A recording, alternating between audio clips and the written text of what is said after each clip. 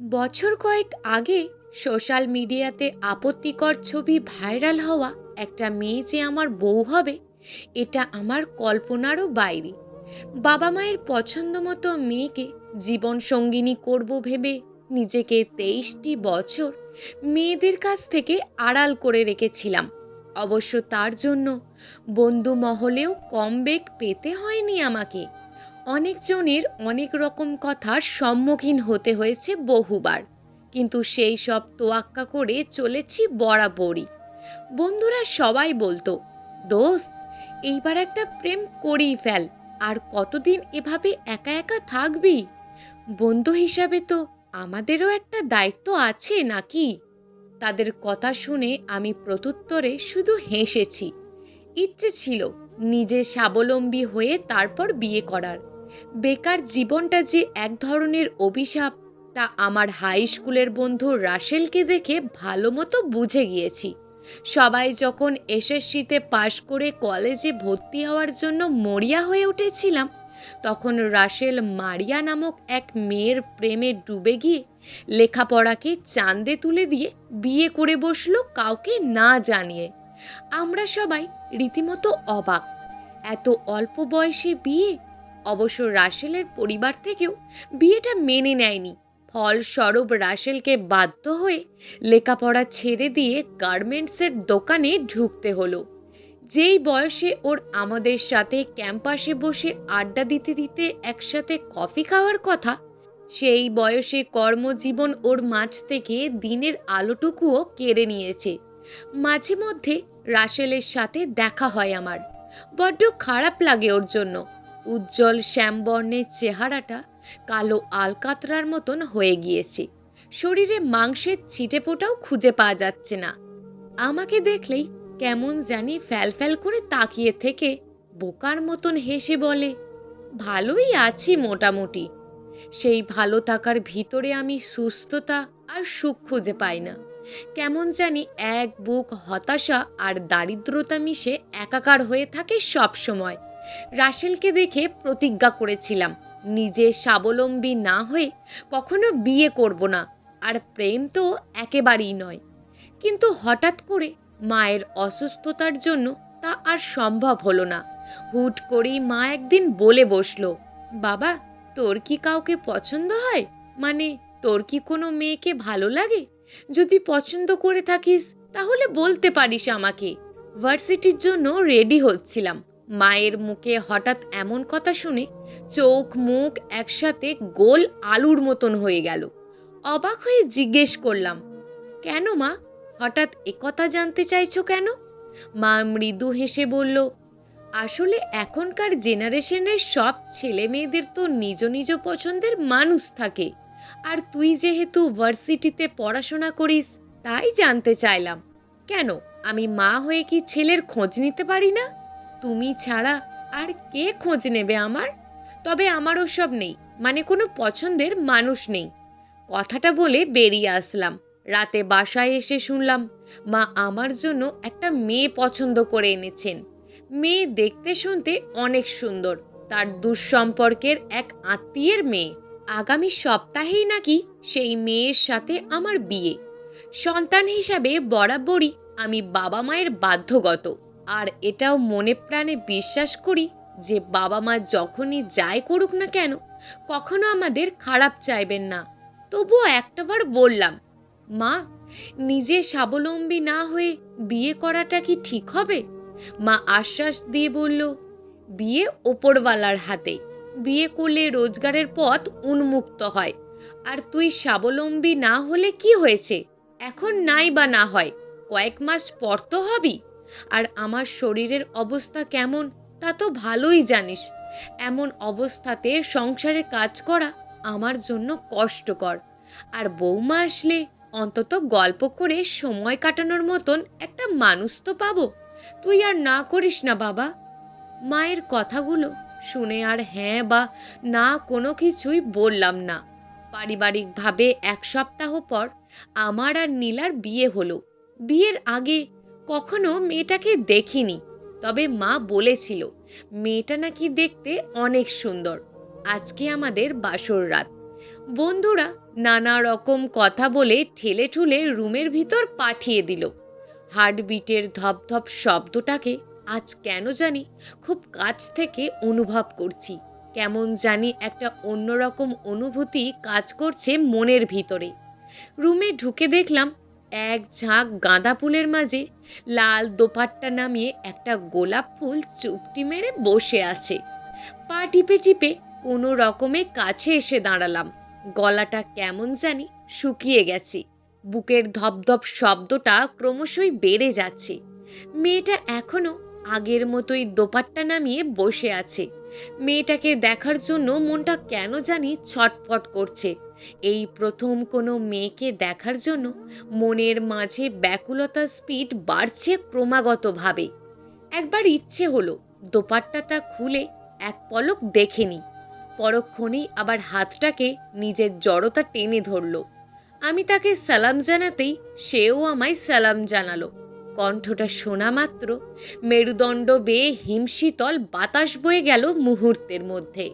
মেয়েটার কণ্ঠটা ভারী মিষ্টি। মেয়েটাও নিশ্চয়ই তার কণ্ঠের মতোই দেখতেও মিষ্টি আর মায়াবী হবে। নিজের ভিতরের সাহস এনে খাটের এক পাশে চুপটি করে বসলাম। তারপর কাঁপা কাঁপা হাতে দোপাট্টাতে হাত দিতে যাব, ঠিক তখনই মেয়েটি বলে উঠল, আমাকে ধরবেন না। আমি কিছুটা ঘাবড়ে গিয়ে উঠে দাঁড়িয়ে পড়লাম। মেয়েটা আবার বলল, আপনি কিছু মনে করবেন না প্লিজ। আপনি আমার মুখ দেখলে হয়তো আমাকে আর এই ঘরে থাকতে দেবেন না। মেয়েটার কথার আগামাথা কিছুই বুঝলাম না। বিয়ের আগে তো মা বলেছিল মেয়েটা দেখতে অনেক সুন্দর। রুমে ঢোকার আগেও কাজিনরা বলল তাদের ভাবি নাকি অনেক সুন্দরী। তাহলে আমাকে কেন বলছে মুখ দেখলে আর রুমে থাকতে দেব না? কেন, আপনার মুখে কি এমন আছে যে মুখ দেখলে আর রুমে থাকতে দেব না? মেয়েটা জড়তার সাথে বলল, কিছুই নেই, তবে এই মুখের আড়ালে একটা ছোট্ট গল্প আছে, ভীষণ করুণ আর নোংরা গল্প। সেই গল্পটার জন্য এই মুখটাকে কেউ সহ্য করতে পারে না। আমি আরও জানার ইচ্ছে দেখিয়ে বললাম, আমি আপনার মুখ দেখতে চাই। কি এমন আছে ওই মুখে যে মুখ দেখলে আপনাকে আর সহ্য হবে না? আমি আপনার মুখ দেখতে চাই। কথা দিন আমাকে ডিভোর্স দেবেন না। কী সব উল্টোপাল্টা কথা বলছেন? দেখান তো আপনার মুখ, দেখান আগে। মেয়েটি ইতস্ততভাবে তার মুখের ওপর থেকে দোপাট্টাটা সরাতেই নিজের ভিতরে একটা কম্পন অনুভব হলো আমার। মনে হলো কেউ এসে সজোরে ধাক্কা মেরে খাট থেকে দূরে সরিয়ে দিল। আরে এইটা তো সেই মেয়ে যার আপত্তিকর ছবি কয়েক মাস আগে পুরো নেট দুনিয়ার বুকে সোশ্যাল মিডিয়াতে তোলপাড় শুরু করে দিয়েছিল। এমনকি ক্যাম্পাসে এখনো পর্যন্ত অনেকের মুখেই এই মেয়েকে নিয়ে বলতে শুনি। আর এখন কিনা সেই মেয়ে আমার বউ। জাস্ট ভাবতে পারছি না আমি। মাথাটা কেমন জানি মুহূর্তে চক্কর দিয়ে উঠল। আমি সরে গিয়ে বললাম, আপনি? আমার এমন রিয়্যাক্ট দেখে মেয়েটা খাট থেকে নেমে পা চেপে ধরে আকুতি মিনতি করে বলতে লাগলো, দয়া করে চিৎকার করবেন না। সবাই শুধু ওপরের গল্পটা জেনে আমাকে ঘৃণা করে এসেছে এতদিন ধরে, কিন্তু সত্যিটা কেউ জানে না। দয়া করে একটু ধৈর্য ধরে পুরোটা শুনুন, তারপর আপনি যা বলবেন তাই মেনে নেব আমি। ডিভোর্স দিলেও মুখ বুঝে এই বাসা ছেড়ে চিরদিনের জন্য চলে যাব। কোনোদিন আপনার সামনে আসবো না। মেয়েটার কথাগুলো কেন জানি আমাকে দমিয়ে দিল। আমি মেয়েটার হাত ধরে তুলে দাঁড় করিয়ে জানতে চেয়ে বললাম, বলেন। মেয়েটা তার চোখের পানি মুছে নিয়ে বলতে শুরু করলো, সেদিন ছিল বৃষ্টির রাত। পুরো এলাকা জুড়ে ভারী বর্ষণে বৃষ্টি ঝরে পড়ছিল। বৃষ্টি আমার ভালো লাগলেও বিদ্যুৎ চমকানোকে আমি প্রচণ্ড ভয় পাই। তাই সেদিন রুমের দরজা খোলা রেখেই ঘুমিয়ে পড়েছিলাম। আমার স্পষ্টভাবে মনে আছে সেদিন রাতে বেশ কয়েকবার মা আমার রুমে এসেছিল। যতবারই এসেছিল ততবারই আমার কপালে হাত রেখে মৃদুস্বরে বলেছিল, মা নীলা, ঘুমিয়েছিস? আমি প্রতিবারই ঘুম ঘুম চোখে আধো চোখ খুলে মায়ের ঝাপসা মুখটা দেখে আবার ঘুমিয়ে পড়েছিলাম। কিন্তু বুঝিনি এমন আসা যাওয়াটা আমার জীবনের কাল হয়ে দাঁড়াবে। সেদিন রাতে আমাদের বাসায় আমি, মা, বাবা সহ আমার দূর সম্পর্কের এক কাজিন ছিল, নাম রোহিত। বাহিরে থাকে, কয়েক মাসের ছুটিতে দেশে ফিরে আমাদেরকে দেখতে এসেছিল সেই দিন। কিন্তু তখন বুঝিনি ওই বিলেত ফেরত পশুটা আমার পবিত্র ইজ্জতে কামড় দিয়ে দাগ বসিয়ে দেবে। হয়তো আমার নিয়তিতে ছিল এমনটা, তা না হলে রোহিত যেদিন এসেছিল সেদিনই কেন বৃষ্টি নামতে হয়েছিল? বৃষ্টির জন্য বাবা মা রোহিতকে যেতে বারণ করলে সেও আর জোর না করে থেকে যায়। 3 রুমের বাসা হওয়াতেই কারোর কোনো সমস্যা হওয়ার কথা নয়। অযথা কেন বৃষ্টির ভিতরে বাড়ির অতিথিকে বার হয়ে যাবে? এমনটাই বলেছিল বাবা। তারপর আর রোহিতও না করেনি, থেকে গিয়েছিল আমার পাশের রুমে। কিন্তু কে জানতো ওর মনের ভিতরে এমন একটা বাজে চিন্তা ঘুরে বেড়াচ্ছে, জানলে সেদিনই তাকে খুন করে ফেলতাম আমি। নীলার কণ্ঠটা কেমন যেন ভারী হয়ে আসছিল। আমি টেবিলের ওপর থেকে পানির জগ থেকে 1 গ্লাস পানি ঢেলে ওর হাতে দিতেই নীলা ঢকঢক করে পুরোটা পান করার পর কিছুক্ষণ দম নিল। তারপর আবার বলতে শুরু করলো। তখন বাজে রাত 12টার মতো। রোহিত রুমের দরজার সামনে দাঁড়িয়ে বলল, এই নীলা, ঘুমিয়েছিস? অপরিচিত কণ্ঠস্বরে নিজের নাম শুনতে পেয়ে আমি ঘুমের ভিতরে কিছু একটা ঘাবড়ে গিয়ে বসে দেখি রোহিত আমার রুমের বাহিরে দাঁড়িয়ে আছে। বিছানা ছেড়ে উঠে বললাম, ভাইয়া, এত রাতে তুমি? কেন, ডিস্টার্ব করলাম তোকে? না, ডিস্টার্ব করবে কেন, ভিতরে আসো। রোহিত আমার থেকে 3 বছরের বড়, তবুও লম্বা আর শারীরিক দিক থেকে কেন জানি আমাকেই ওর থেকে বড় লাগতো। তবুও বড় হওয়াতে তুমি করেই বলতাম আমি। রোহিত ভিতরে এসে বলল, তোর জন্য একটা জিনিস এনেছি, জানি না তোর পছন্দ হবে কিনা। আমি কিছুটা অবাক হয়ে বললাম, আমাদের যা দেওয়ার তা তো সেই বিকেলেই দিয়ে দিয়েছো, এখন আবার এত রাতে কি দেবে? আর বলিস না, তখন দিতে খেয়াল ছিল না। তুই তো এখন বড় হয়েছিস, ভার্সিটিতে যাস, তাই তোর জন্য এই বিলেতি পারফিউমটা নিয়ে এসেছি। ঘ্রাণ নিয়ে দেখ তোর পছন্দ হয় কিনা। কথাটা বলে ব্লু কালারের একটা কাঁচের শিশি আমার দিকে এগিয়ে দিল রোহিত। বোতলটা বেশ ছোট। আমি বললাম, ভাইয়া, এখন রেখে দিই, আগামীকাল সকালে ভার্সিটি যাওয়ার সময় লাগিয়ে দেখব। আরে কি বলিস, আমি তো কাল ভোরেই চলে যাব, তখন যদি তোর ঘ্রাণটা পছন্দ না হয়? তার চাইতে এখনই শুকে দেখ তোর পছন্দ হয় কিনা। আমি বাধ্য হয়ে পারফিউমের বোতলটা নিয়ে হাতের তালুতে একটু লাগিয়ে নাকের কাছে ধরতেই মাথাটা চক্কর দিয়ে উঠল। মুহূর্তের ভিতরেই 2 চোখে রাজ্যের ঘুম এসে ভিড় জমালো আমার। তারপর আর কিছু মনে নেই আমার। পরদিন ভোরে সব কিছুই ঠিকঠাক। ঘুম থেকে উঠে মায়ের মুখে জানতে পারলাম রোহিত ভোরের ট্রেনে বার হয়ে গিয়েছি। সব কিছুই বেশ স্বাভাবিকভাবেই চলছিল, কিন্তু ঝামেলাটা হলো সেদিন, যেদিন শুনলাম বাবা মা আমার সাথে রোহিতের বিয়ে ঠিক করেছে। সেদিন প্রথম মায়ের মুখের ওপরে আমি না করে দিই। বলেছিলাম, ভাই ভাইয়ের জায়গাতে থাকুক, তাকে কখনো স্বামীর স্থান দিতে পারবো না। রোহিতেরও আমাকে খুব পছন্দ হয়েছিল, তবে আমার এভাবে সবার মুখের ওপরে না করে দেওয়াটাই ছিল সবচাইতে বড় ভুল। একদিন সন্ধ্যার সময় রোহিত আমাকে ফোন দিয়ে বলল, তুই নাকি আমাকে বিয়ে করবি না বলেছিস? হ্যাঁ, আমি তোমাকে বিয়ে করতে পারবো না। তুমি আমার ভাই, ভাইয়ের জায়গাতেই ভালো আছো, তার মানে আমাকে বিয়ে করবি না? না ভাইয়া, সম্ভব না। সেদিন আর রোহিত কিছু বলেনি। কয়েকদিন পর রোহিত আবার বাহিরে চলে গেল। বাহিরে যাওয়ার কয়েকদিন পর আমাকে একদিন ফোন দিয়ে বলে, একটা ভিডিও দেখবি? কিসের ভিডিও দেখাবে তুমি? ওয়েট, দিচ্ছি।